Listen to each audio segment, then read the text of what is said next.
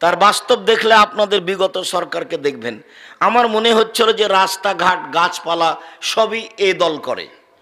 কিন্তু যেদিন চলে গেল ৪৫ মিনিট সময়, সেদিন আমি দেখলাম কিরি, আমি তো যা মনে করছিলাম তা তো নয়।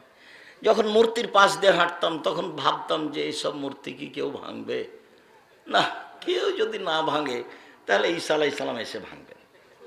তার মানে ঈসা আলাইহিস সালাম যেদিন আসবেন সেদিন কোনো উঁচু কবর থাকবে না, সেদিন কোনো মূর্তি থাকবে না, সেদিন শুকুর সোর থাকবে না, সব হত্যা করা হবে।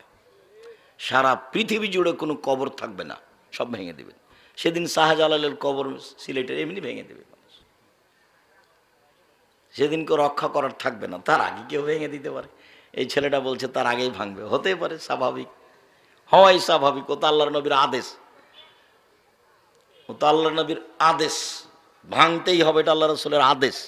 ওটা এক সময়ে মানুষ বাস্তবায়ন করবে, সময়ের গতিতে করবে।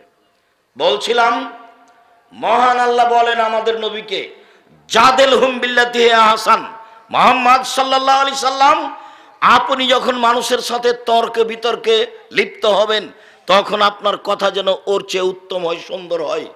জাদেল হুম বিল্লাতি হে আহসান, আপনি মানুষের সাথে মুখামুখি কথা বলুন, কিন্তু আপনার কথা হবে তাদের চেয়ে অতীব উত্তম, সদাচরণ।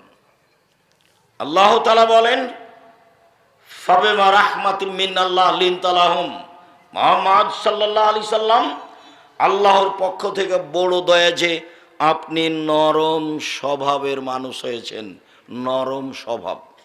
ওয়ালাউ কুনতা ফাদ্দান গালিদাল কালব, যদি আপনি কঠোর স্বভাবের মানুষ হতেন, কর্কশ স্বভাবের মানুষ হতেন, লান ফাযযু মিন হাওলেক, তাহলে মানুষ আপনার পাশ থেকে সরে যেত। পিটিয়ে সেবা নেওয়া যায় অল্প কয়েকদিন, আদর দিয়ে ভালোবাসা দিয়ে সেবা নেওয়া যায় স্থায়ী। যদি আপনার ভাষা কর্কশ কঠোর হতো, আচরণ ভালো না হতো, মানুষ আপনার পাশ থেকে সরে যেত। শুনুন, জরুরি কয়েকটা কথা আপনাকে বলি। এক, ফাফু আনহুম, মানুষের সাথে চলতে গিয়ে মানুষ যে আপনার সাথে অন্যায় করেছে সেটা আপনি ক্ষমা করে দেন, মানুষকে ক্ষমা করতে শিখুন। আল্লাহ বলছেন কাকে? আমাদের নবী মুহাম্মদ সাল্লাল্লাহু আলাইহি সাল্লাম। আমরা পরে আছি।